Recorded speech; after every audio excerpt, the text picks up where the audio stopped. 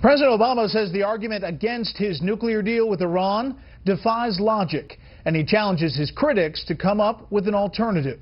This is Special Report.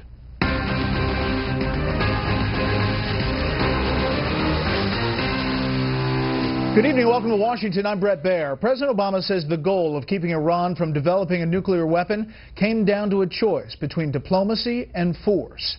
He says he chose the former. He also says the arguments against the deal make no sense and lose sight of that goal. The president launched a full-throated and vigorous defense during a rare news conference. All the while, opponents of the deal are not holding their fire either.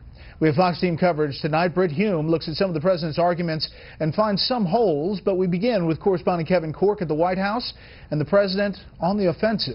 Good evening, Kevin. Brett, good evening to you. The president, as you pointed out, challenged his critics to come up with a plan that's better than his, which he says still offers the very best chance to keep Iran nuclear weapon free. It was a robust defense. For more than an hour, President Obama took aim at critics of the historic deal struck with Iran on its nuclear program. This deal is not contingent on Iran changing its behavior. It's not contingent on Iran suddenly operating like a liberal democracy. It solves one particular problem, which is making sure they don't have a bomb. Ironically, the agreement has been hailed in Tehran but criticized in Jerusalem and left many in Washington with very serious questions, like what of the fate of the Americans currently being held in Iran? The president said tying hostages to the deal would have given Iran more leverage. The notion that I'm content as I celebrate with American citizens languishing in Iranian jails,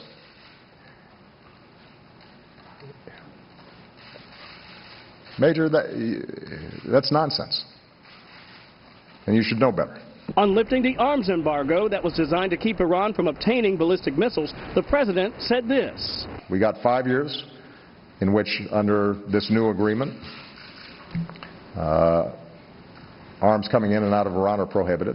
And we got 8 years with respect to ballistic missiles. But what about the timing of inspections? The president said the regime couldn't avoid 24/7 monitoring for sites already known. But getting into suspected secret facilities will take longer. As for the fact that it may take 24 days to finally get access to the site, the nature of nuclear programs and facilities is such this is not something you hide in a closet. The president didn't argue the fact that the Iranians would have more money with sanctions lifted, but added, do I think it's a game changer for them?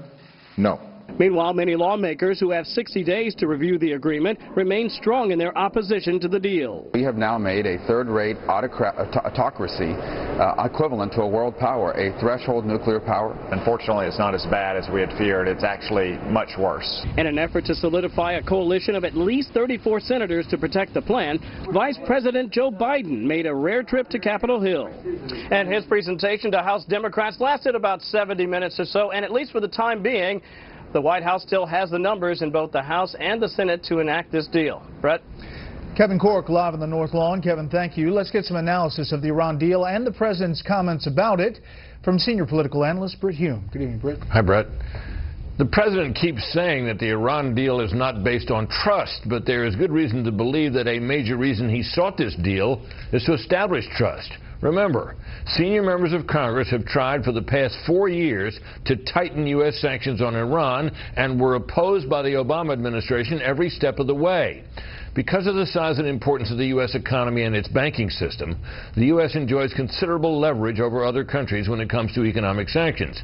But as recently as this year, the president threatened to veto even a watered-down set of new sanctions, which would only have taken effect if Iran failed to reach agreement in the nuclear talks just concluded. Keep this in mind when you hear the president say that critics of his deal had no alternative short of war. Yes, they did. Tougher sanctions, which their bipartisan sponsors believed would strengthen the American bargaining position and lead to a better deal. Mr. Obama has been infatuated from the start with the idea that his outreach would lead to better relations with longtime U.S. adversaries. Thus, the ill-fated reset with Russia, the renewed relations with Cuba, and now the nuclear deal with Iran. To the president, it seems clear Iran's nuclear program was less a threat to U.S. security than an obstacle to a new and closer relationship with Tehran. Brett. Brett, your thoughts about CBS White House correspondent Major Garrett, used to be here. Our viewers will remember him.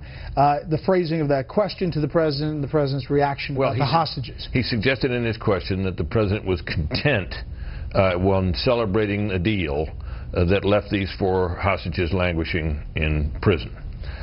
It was an edgy question. It was a legitimate question, and the president reacted in kind of a thin-skinned and personal way. I always think it's not a good idea for a president to do that because it takes away from the force of his argument, and it in a sense diminishes his dignity. But there it is. But on the substance of the question about why the hostages are not a part of this deal. Well, the president makes a point which I think has some validity, in the sense that if you're doing a negotiation on a particular issue, and you bring in something else you want that the other guy could give you, you give him then another card to play in the negotiation.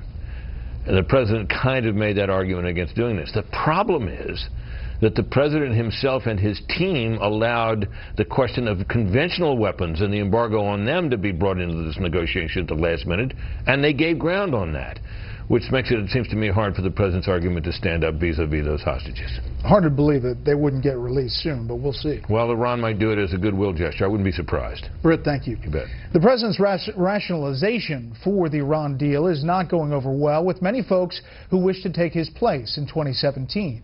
Chief political correspondent Carl Cameron is in Annapolis, Maryland tonight, where Chris Christie made his feelings known and also checks in with other GOP candidates who are trying to get to the head of the pack.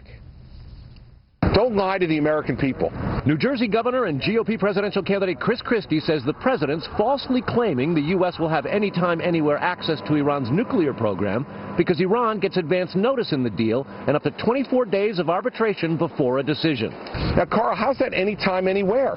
That sounds very much like if you like your doctor, you can keep him. It's not true. So, he needs to sell this deal. I understand that. But he should sell it based upon the truth, not based upon what he'd like the agreement to be. The latest polls are mixed for Christie. Donald Trump leads Jeb Bush, albeit within the margin of error. And Christie is in 9th place with 3% in a new USA Today survey. Aides say Trump today filed his personal financial disclosure forms with the Office of Government Ethics. He claims a net worth in excess of $10 billion, an income last year of $362 million, across nearly 500 businesses, 91% of which he owns entirely. 4 others have filed their disclosures so far. They all must do so within 30 days of announcing their candidacies. 5 candidates have asked for and received extensions, including Ted Cruz, who met with Trump today and has repeatedly praised him for drawing attention to illegal immigration. Bush and others, meantime, have rebuked Trump for claiming the Mexican government is deliberately sending rapists and murderers to the U.S. We live in the most complicated, dangerous times in the world, and he's a wrecking ball. We're never going to win if we're a grievance party. Christie, who ran the Republican Governors Association in the last election, was in the blue state of Maryland today, winning the endorsement of the GOP governor, Larry Hogan. Last week, the GOP governor of Maine came out for Christie, who now routinely blows off questions about Trump's rhetoric. Every time I get in front of the media, you guys all want to ask me about, a comment that Mr. Trump made weeks ago. Christie calls Trump a friend and his illegal immigration remarks inappropriate, but says he's tired of feeding all the billionaires attention. One sure way to trump that is to call the commander-in-chief a liar over and over again. Brett? Carl Cameron in Annapolis. Carl, thanks. Coming up at the bottom of the hour, our presidential contenders feature on Jeb Bush. You can see the 18 other contenders' profile pieces we've done on our homepage. Up next, Hillary Clinton's latest attempt to silence her critics about those private email addresses and servers. First, here's what some of our Fox affiliates around the country are covering tonight.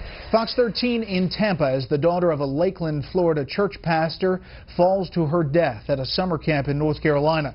16-year-old Olivia Grimes fell more than 100 feet from a giant rope swing. The camp manager says he does not yet know how it happened. Fox 2 in San Francisco with the latest on the kidnapping case that was originally dubbed a hoax, but which the FBI now says was real. Attorneys for Denise Huskins want an apology from Vallejo police, who initially dismissed the incident after Huskins turned up unharmed before ransom was paid. And this is a live look at Boston from Fox 25. A milestone there, the end of Boston's 75-foot tower of snow. The mayor says the last of it melted yesterday, leaving behind only trash scooped up with the snow. More than 110 inches of snow fell in Boston over the winter. That's tonight's live look outside the Beltway from Special Report. We'll be right back.